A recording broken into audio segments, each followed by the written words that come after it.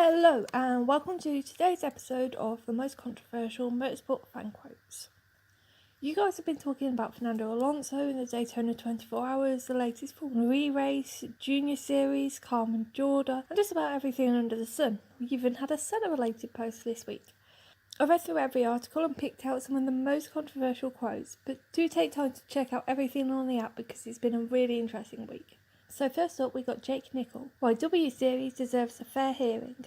If top-level motorsport expects different results by trying the same formula of leaving junior drivers to their own devices to forge a career in single-seaters over and over, it is, by definition, insane. Right, so Jake is talking about how everybody's keen for there to be more women in Formula 1 and other high-level series, but nobody has been really doing anything to achieve that until the W Series came along. The W Series has really divided opinion in the motorsport community. Jay's argument is really what we're doing at the moment isn't working, so let's see how this different approach works. And I think I agree, the series could be a complete disaster, but I think we have to give it a try to see first. But what do you think? Could W Series be good for women in motorsport, or is this damaging to young female racers? Let us know your thoughts in the poll up above and the comments down below. Continuing this theme, our second quote is from Rachel HG, Careers Advice for Carmen Jordan. The best thing Jordan can do to salvage what remains of her career is to use her considerable funds to purchase a historic car with FIA papers.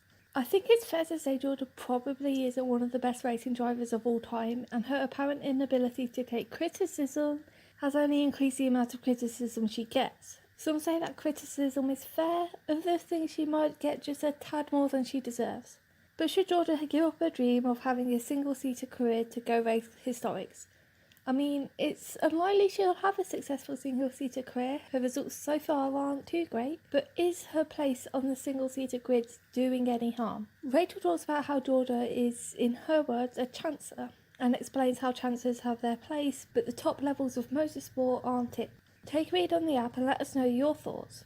And finally, a little less serious for our final quote, P. Crossling, 2019 Championship Predictions, where Paul lists his picks for everything from Formula 1 to WRC. BMW looks unbeatable unless they beat themselves. To be fair to Paul, this was written before the latest Formula E race, but even then, based on the first two races, it's probably a bit too early to be so certain of the results. BMW does look like a championship contender, but Mahindra, Techeetah and Virgin will all put up some strong competition, not to mention Lucas di Grassi and Sebastian Buemi, who can never be ruled out. Who's your pick for the 2019 Formula E Championship? Let us know in the comments. That's all we got time for today, but there's so much more going on the app, like Christopher Sharp's thoughts on the Senna documentary and why WRC should go to Netflix, F1 Dynamics updates on all the latest Formula 1 news, and a retelling of one of the more comedic moments from the 1976 season. So go check those out, and I'll be back here next week for some more controversial quotes. Hello,